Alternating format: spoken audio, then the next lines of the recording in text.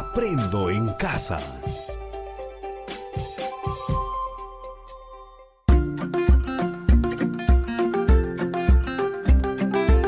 Queridos estudiantes, los invitamos a participar en el desarrollo de las sesiones de aprendizaje que hemos preparado para ustedes. Aprendo en casa.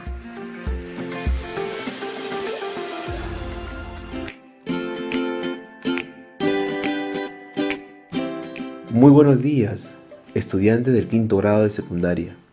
Hoy damos inicio a un número de sesiones radiales elaboradas solo para estudiantes de tu grado. Estas sesiones radiales permitirán que sigas aprendiendo en casa durante este tiempo de aislamiento social. Recuerda, este tiempo es una oportunidad para estar en familia y aprender junto con ellos. Estimados estudiantes, es sumamente importante recordar que durante el desarrollo de las sesiones irás construyendo nuevos aprendizajes. Asimismo, habrás construido al término de las 4 sesiones radiales una apuesta en común de acciones que permitan a la familia comprender la probabilidad de contagio del COVID-19, por la cual todos estamos expuestos, así como organizarse en la implementación de medidas de prevención. Qué interesante, ¿verdad? Durante el desarrollo de las sesiones radiales, es necesario desarrollar las siguientes habilidades: el saber escuchar, comprender, expresar las ideas, así como también las emociones. Recuerda estar atento a cada actividad, como por ejemplo a los relatos, las preguntas y sobre todo, nos gustaría escuchar tus conclusiones sobre lo aprendido. Antes de iniciar la sesión, te recomendamos lo siguiente. 1. Estar acompañado de un adulto o hermano mayor, ya que él o ella te acompañará en esta experiencia de aprendizaje. 2. Es importante que recuerdes que todos tus apuntes y las actividades que vayas registrando lo hagas en hojas de papel, así como también en un blog o cuaderno de apuntes, con el propósito de tener evidencia de tu trabajo e ir archivándolo en un portafolio. Y no te olvides, antes de comenzar la sesión, debes recordar siempre las recomendaciones que nos han brindado para no contagiarnos del coronavirus. Primero, taparse la boca y la nariz con un pañuelo de papel al toser y estornudar, y después debes arrojarlo a la basura. 2. Lavarse las manos de manera permanente. Y 3. Estar siempre en casa. Ahora te invitamos a estar atentos y prestar mucha atención.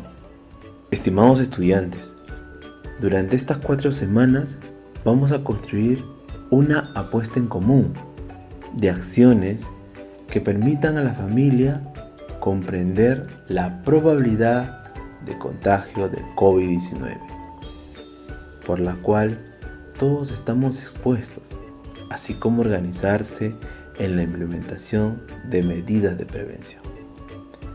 Este conjunto de acciones se desarrollará pensando en la siguiente situación.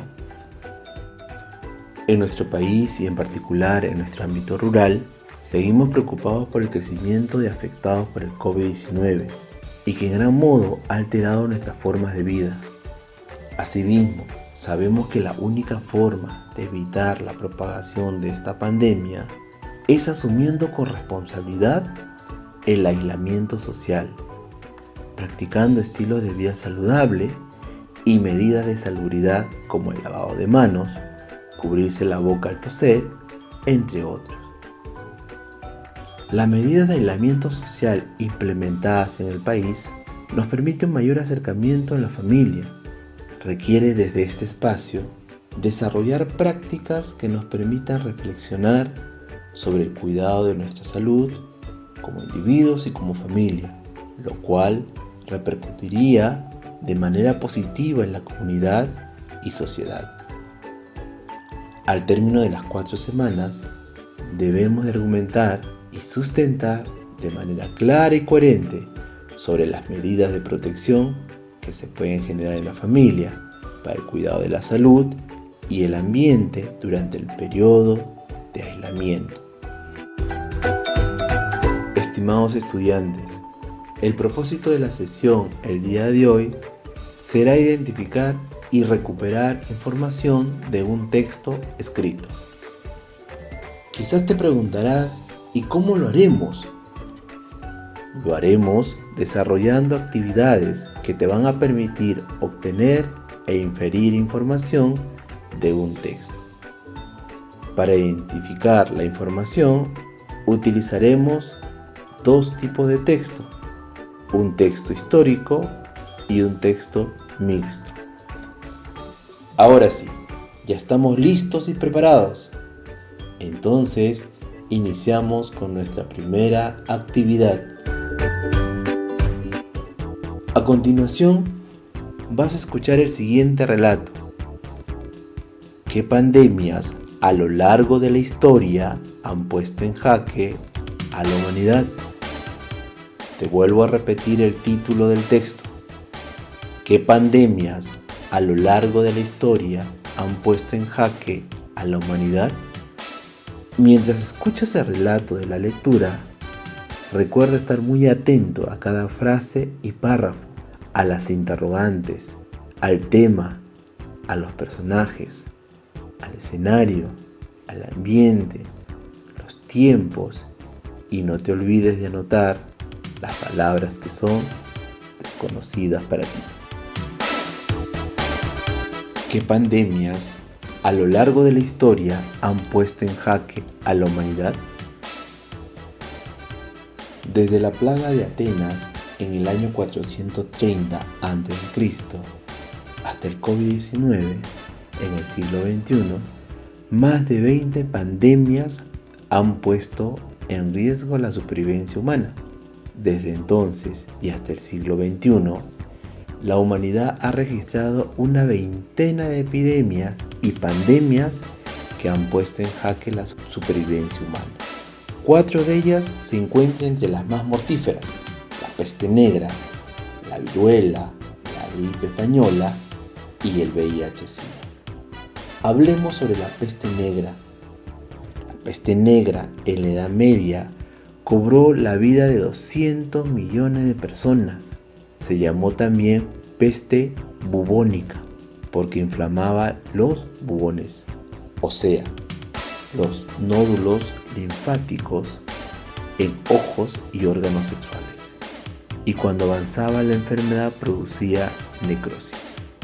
Se asoció a la bacteria Yersinia pestis, alojado en las ratas negras provenientes de los barcos chinos.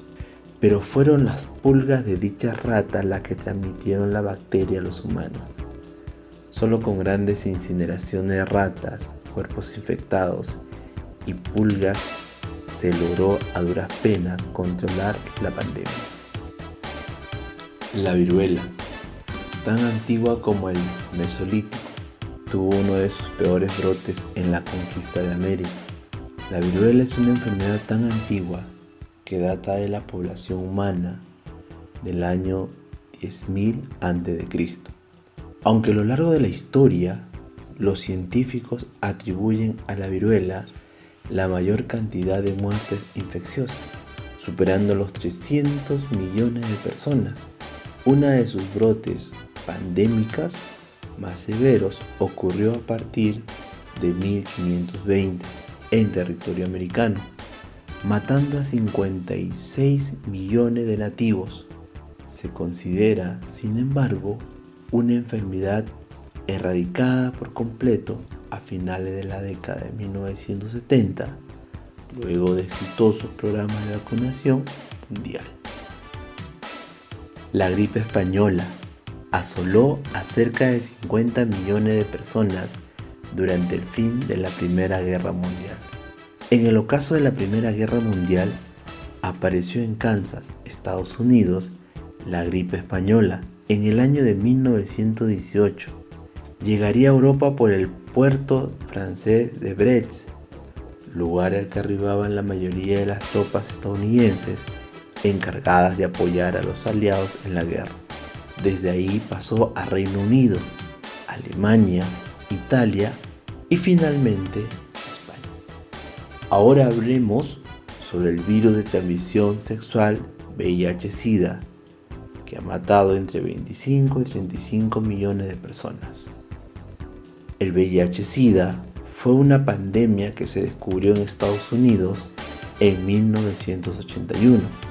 Se entendió inicialmente como un virus de transmisión sexual, pero después se concluyó que también se infectaba por transfusiones de sangre contaminadas, por transmisión del virus de madre a hijo durante el embarazo o por el uso de agujas hipodérmicas. La teoría más aceptada actualmente sobre la procedencia del VIH-Sida está relacionado con los simios y chimpancés que habían entrado en contacto con el hombre en la década de 1920 en el centro de África. Incertidumbre ante el alcance y el impacto del COVID-19 en el mundo. En el siglo XXI, el SARS en el sudoeste asiático, el ébola en África, el MERS en Medio Oriente y la gripe H1 y N1 en todo el mundo han sido epidemias y pandemias que han puesto en jaque a la comunidad científica internacional. La más reciente pandemia en la historia por la que estamos atravesando es el nuevo coronavirus COVID-19, que se originó en la ciudad china de Wuhan y que actualmente está presente en los 5 continentes. Los laboratorios del mundo trabajan a contrarreloj para entender su funcionamiento, dar luces sobre su impacto en los humanos y encontrar una vacuna que apacigüe su acelerada y preocupante propagación. Estimados estudiantes, ahora que has escuchado el relato, responde a las siguientes preguntas. ¿Cómo presenta el autor la información en el texto? Muy bien, durante todo el texto, el autor presenta la información de manera objetiva. Esto sucede porque simplemente ha registrado los hechos de manera cronológica, sin involucrarse subjetivamente dentro del texto. El autor ha enfatizado en el registro de hechos y sucesos cronológicos que van a sustentar sus argumentos. ¿Cuál es el propósito y objetivo del autor? Muy bien, estudiantes, es dar a conocer a través de los hechos que a lo largo de la historia, en más de una ocasión, el ser humano se ha encontrado en peligro su supervivencia. ¿Qué lenguaje utiliza el autor en el texto?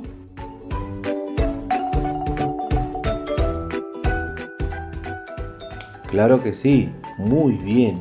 El autor utiliza un lenguaje ligero y preciso, con el propósito de transmitir la información del documento de forma fácil y legible, teniendo como fin el de alcanzar a todo tipo de público.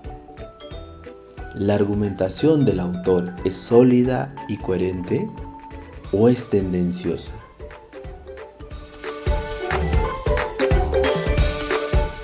Muy bien, ahí podemos ver que el argumento del autor está estrechamente vinculado con los hechos y sucesos cronológicos según lo expuesto en el texto.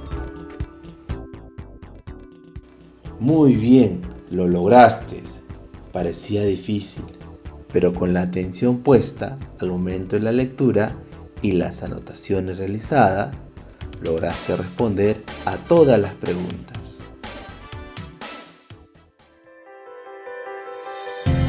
A continuación, a través de la siguiente actividad, vamos a identificar el propósito comunicativo del texto, y asimismo nos brindará información explícita del texto que escucharás. Ahora escucha con bastante atención el siguiente texto histórico. El proceso de domesticación andino. Hace 12.000 a 10.000 años atrás, los pobladores andinos eran nómades, recolectores y cazadores de grandes animales, donde destacaba un tipo de oso perezoso y un pariente lejano del actual caballo. La caza intensa extinguió estos animales y se buscó entonces animales más pequeños como los camélidos, venados o ciervos, roedores y aves. Este es el periodo en el cual se inicia también la agricultura eventual, es decir, aquella que dejaba semillas de alguna planta silvestre o parcialmente domesticada en un lugar y se continuaba con la transhumancia. Regresando luego era para recoger la cosecha, pero sin llegar al sedentarismo. Entre las primeras plantas domesticadas se encuentra la de la familia Chenopodium, de donde se derivarían las diversas variedades de quinoa y de donde derivarían el amaranto o kiwicha.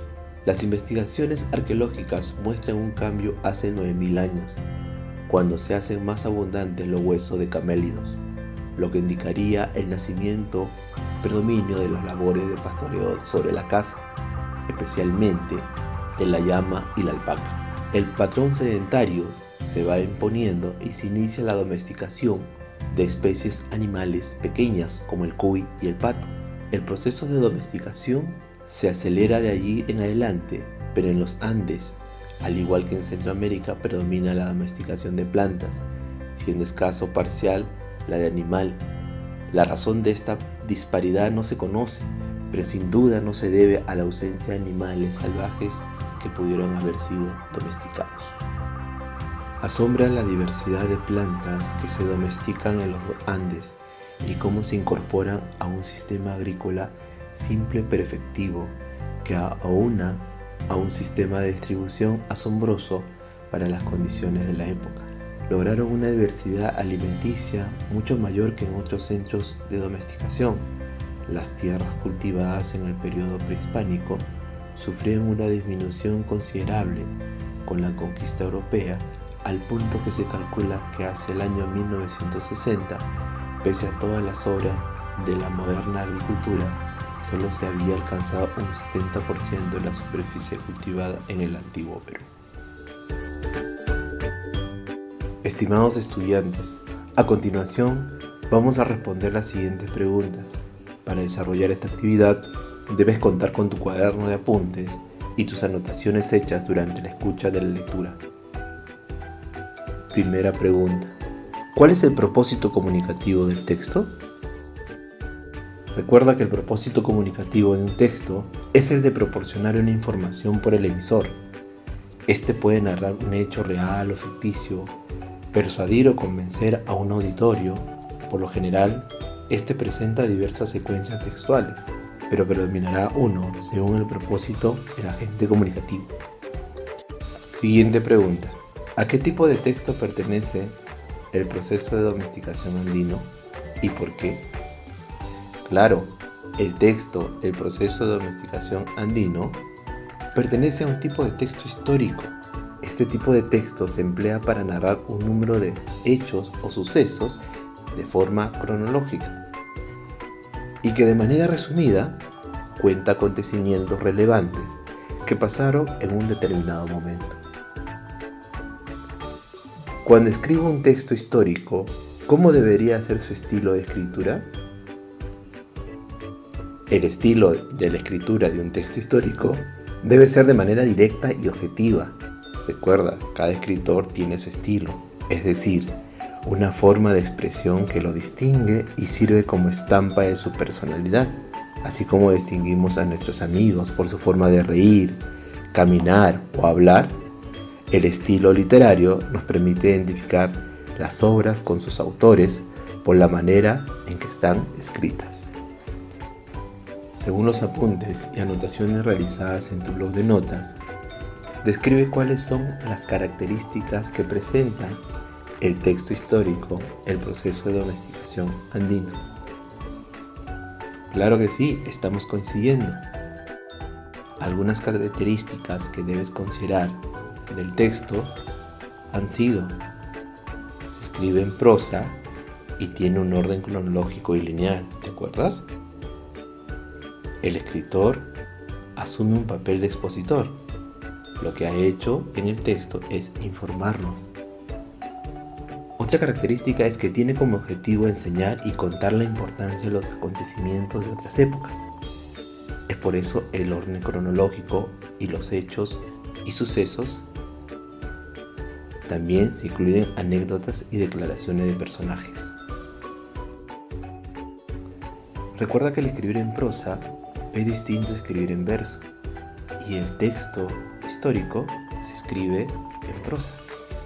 A continuación te explico la diferencia. Se escribe en prosa por ser la forma más natural del lenguaje escrito y hablado. A diferencia del verso, no está determinado bajo medidas o ritmos, aunque puede darse la prosa poética, que lo veremos en una sesión posterior. Y el escribir en verso implica que el texto se encuentre sujeto a medidas, ritmos y cadencias. ¿Qué estructura debería tener un texto histórico? Correcto. Recuerda que el texto histórico, así como el que hemos escuchado, emplea una estructura similar al que utilizamos al redactar un texto expositivo, y su función es contar un acontecimiento de una manera ordenada y cronológica. El texto presenta una estructura básica, construida por una introducción, un desarrollo y una conclusión.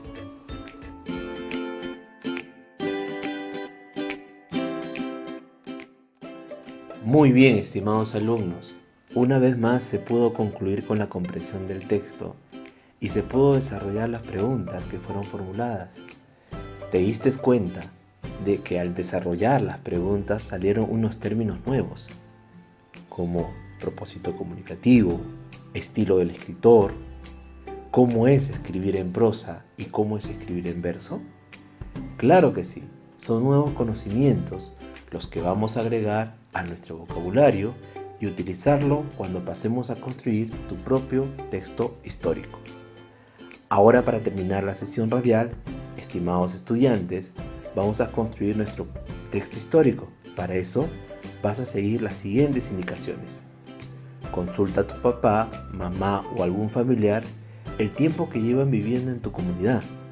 Clasifica en grupos la llegada de las demás familias y considera una fecha tentativa según los registros brindados por tus familiares.